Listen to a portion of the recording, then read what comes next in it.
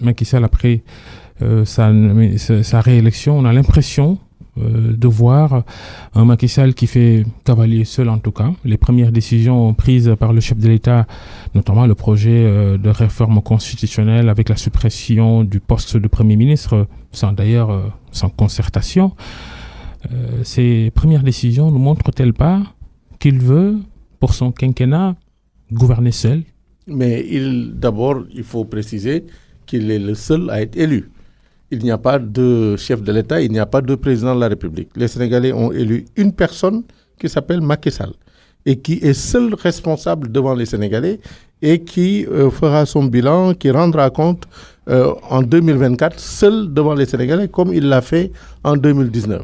Donc, je crois qu'il n'y a pas de reproche à faire à un chef d'État qui prend ses décisions en fonction de ses responsabilités.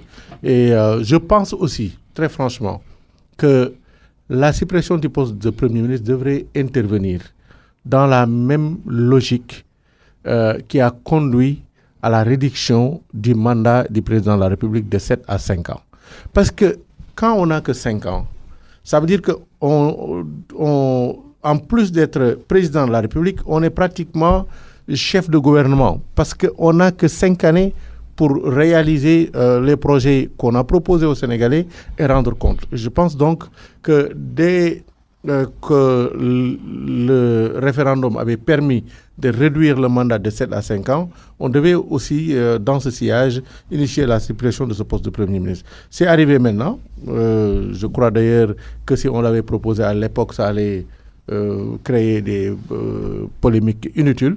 C'est arrivé maintenant et moi, personnellement, je m'en félicite.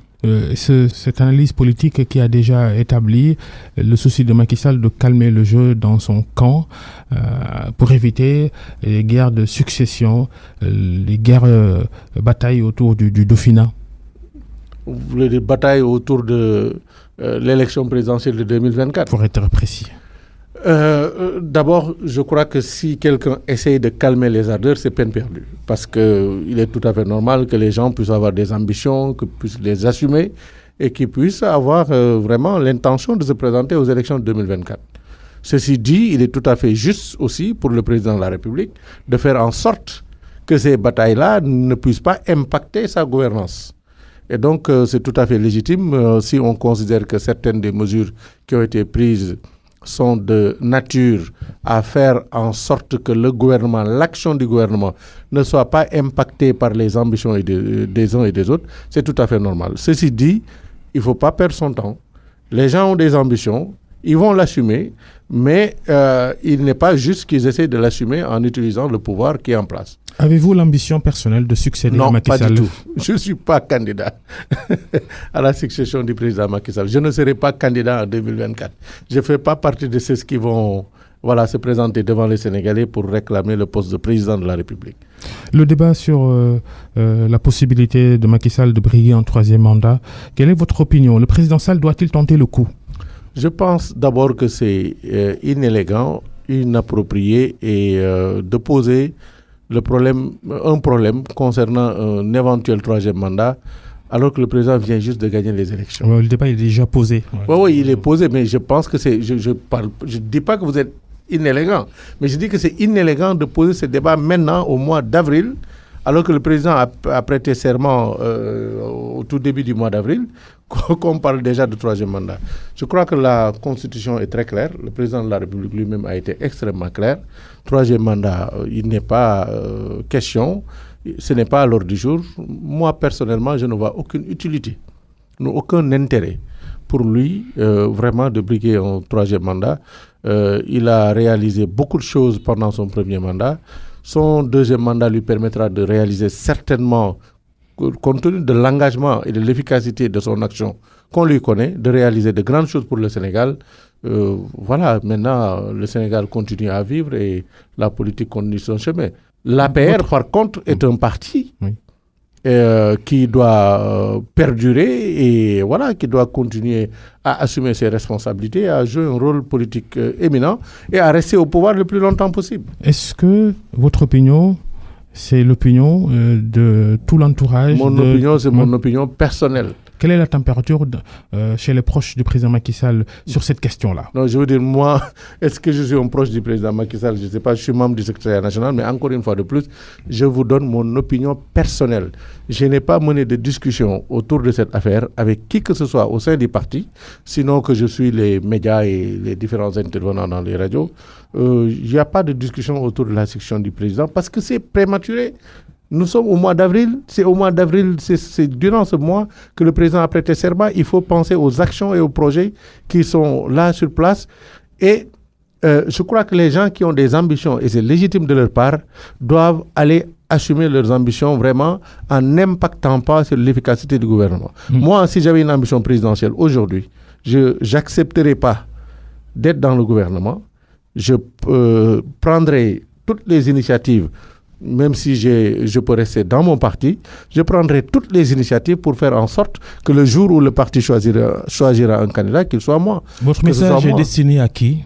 Mon message est destiné à tous ceux qui, légitimement, peuvent avoir des ambitions, mais qui, à tort, pensent qu'ils ne doivent pas travailler pour cela, qu'ils doivent s'attendre à ce que le pouvoir leur soit servi sur le plat par Macky Sall.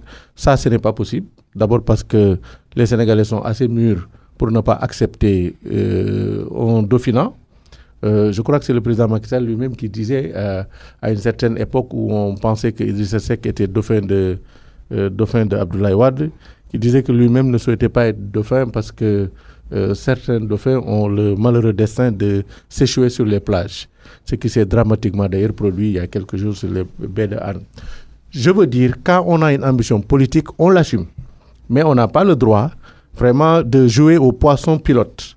C'est-à-dire de profiter d'une gouvernance pour se positionner ou pour impacter la gouvernance, se donner une certaine visibilité ou autre et espérer pouvoir récolter le pouvoir. Il y en a comme ça, là, actuellement, dans l'actuel gouvernement?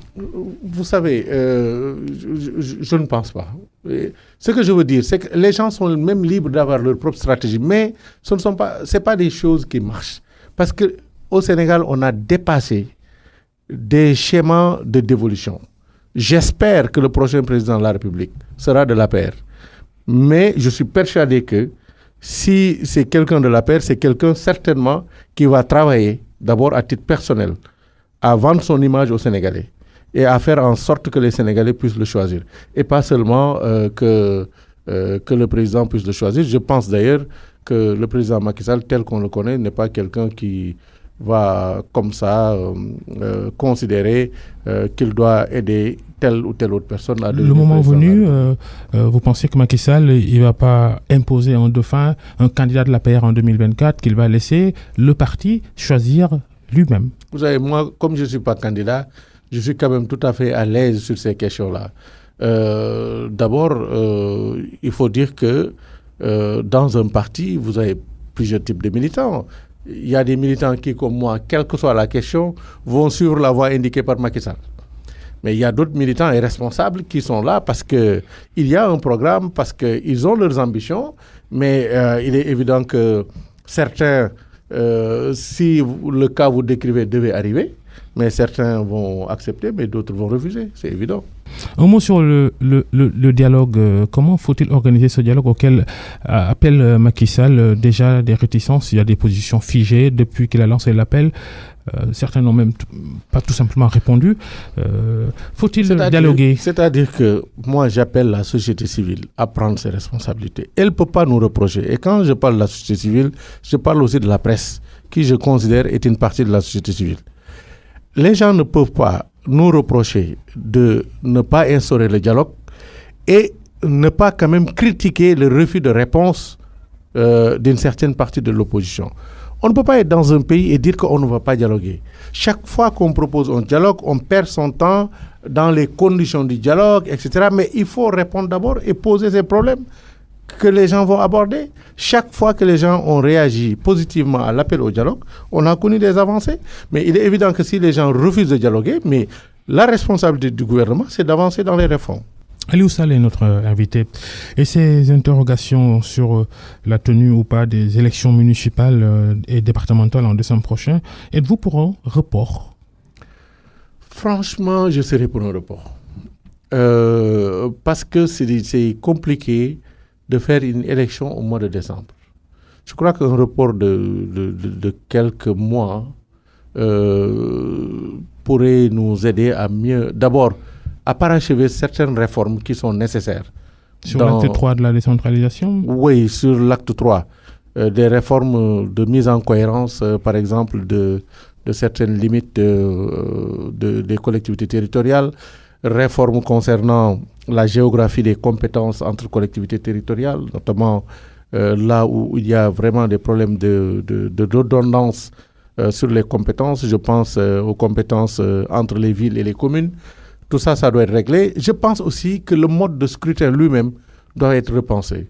L'association des maires du Sénégal que je préside et dont je salue les membres avait produit un plaidoyer consistant à demander à ce que aux élections municipales que la tête de liste désignée et qui arrive à gagner soit d'office le maire. Un scrutin direct alors. Un scrutin direct.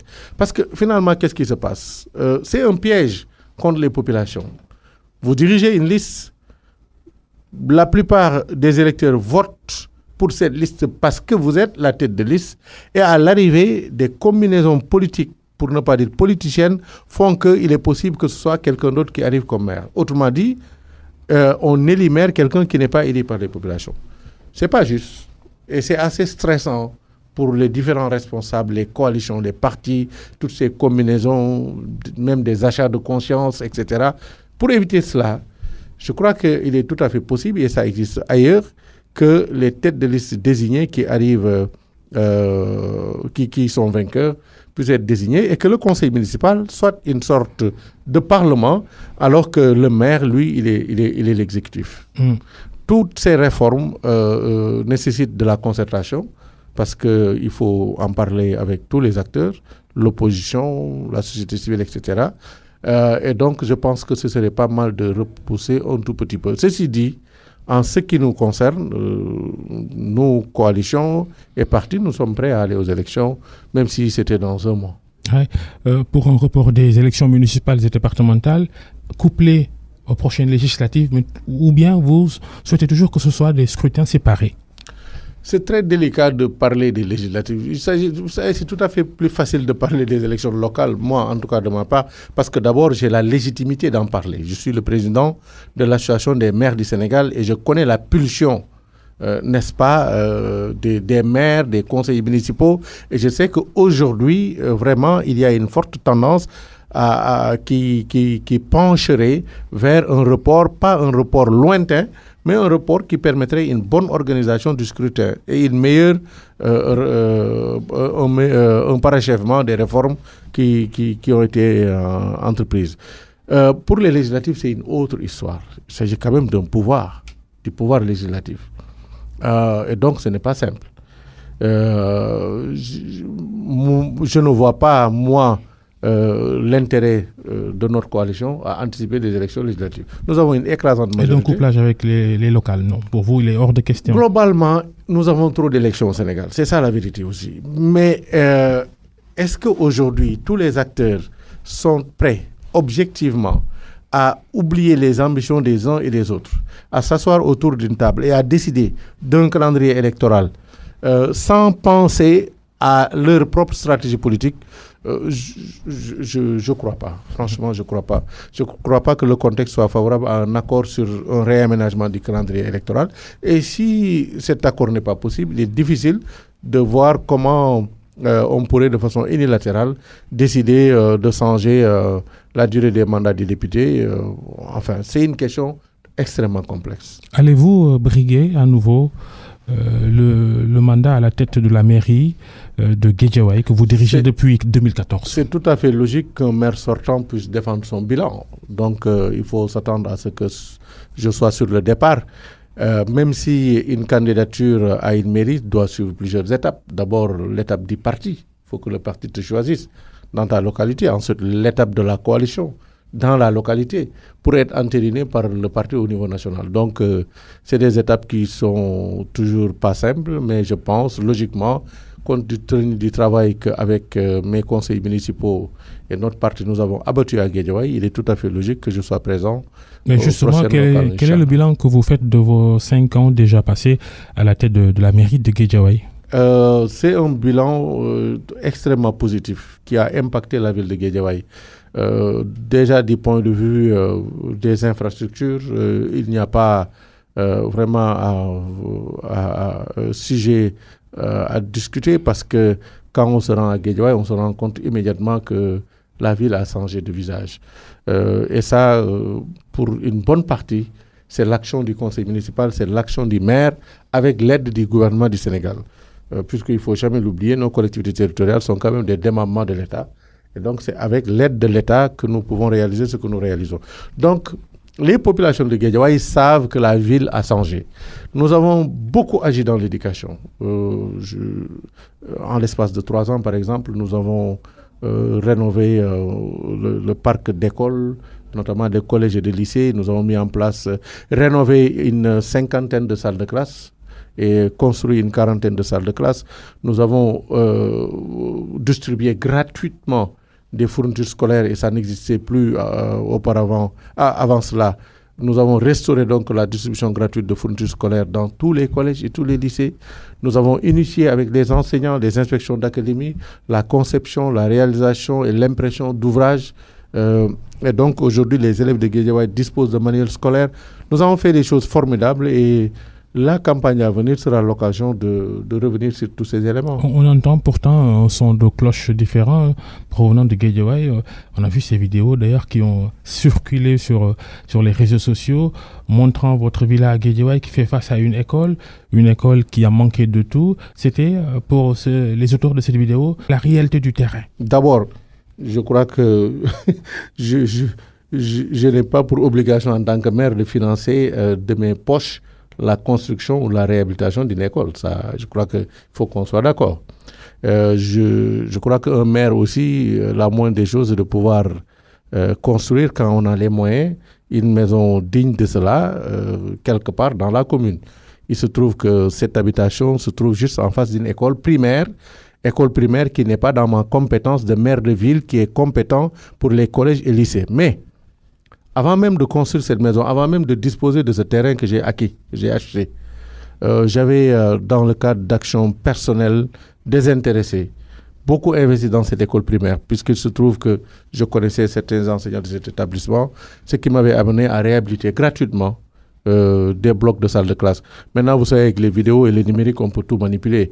Mais cette vidéo est totalement en désaccord avec la réalité de mon action dans le domaine de l'éducation à Guédiawaye. Et ça, un petit micro-trottoir, vous le direz amplement. Vous êtes le président de l'AMS, vous l'avez dit tout à l'heure, Association des maires du Sénégal. Les collectivités territoriales, cette question, vous l'avez même effleurée un peu tout à l'heure. Les collectivités territoriales, dans leur ensemble, n'ont cessé de se plaindre de l'absence de ressources suffisantes pour bien mener leur mission.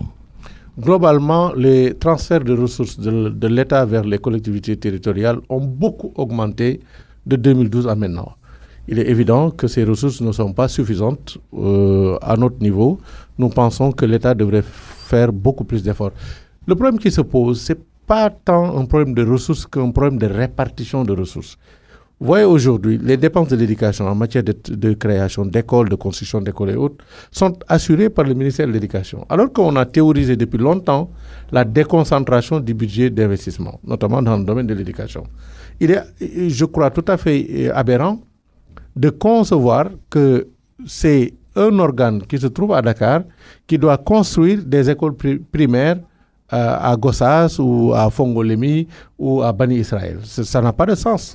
Je pense que les communes, les départements ont toutes les compétences aujourd'hui et si elles les ont pas, elles ont la possibilité d'avoir l'appui des ARD, les agences régionales de développement, et donc d'assurer leur propre maîtrise d'ouvrage pour assurer les investissements concernant ces infrastructures. Donc je pense qu'il faut repenser la répartition des dépenses publiques en permettant aux collectivités territoriales de disposer de plus de ressources qui existent mais qui sont aujourd'hui administrées par les organes centraux de l'État.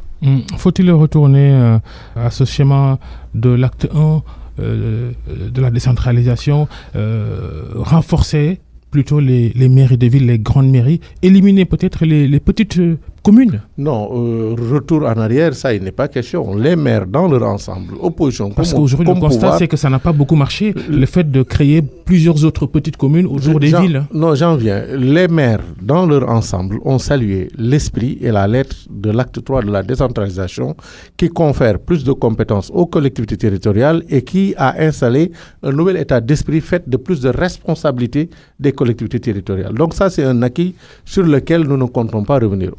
Par contre, toute réforme peut avoir ses insuffisances. Et aujourd'hui, il faut, à la pratique, après un mandat, corriger ces insuffisances-là. Je crois que la question de la compétence entre les communes et les villes se pose.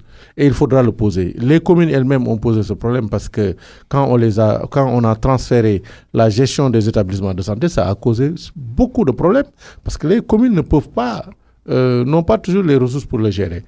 Il y a une autre question. Aujourd'hui, c'est les communes qui gèrent la publicité, l'autorisation pour faire la publicité et les recettes de publicité. Les panneaux publicitaires. Les panneaux publicitaires. Alors,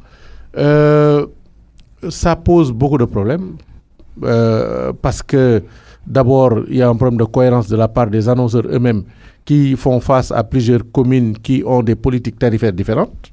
Donc, le publicitaire qui veut installer ses panneaux à travers Dakar devra discuter avec autant de maires de communes, ce qui pose problème. Ensuite, il y a une certaine concurrence, pour ne pas dire anarchie, dans l'installation des panneaux, parce que chaque commune cherche à avoir le plus de recettes possible, ce qui est tout à fait légitime, mais qui a pour conséquence d'installer une certaine anarchie. En la gestion de la voirie et de la propreté de la voirie, ça pose problème. Parce que tu ne sais pas nettoyer une avenue sur une section de 3 km et laisser l'autre partie parce que simplement elle est dans le territoire d'une autre commune. Donc il y a beaucoup de problèmes qui devaient être réglés d'ailleurs par la logique de l'intercommunalité. Parce que l'acte 3 a défini la ville comme une intercommunalité, c'est-à-dire une instance qui devrait permettre aux différentes communes de transférer les compétences qu'elles ne pouvaient pas gérer seules au niveau de cette instance. Mais cela ne s'est pas fait.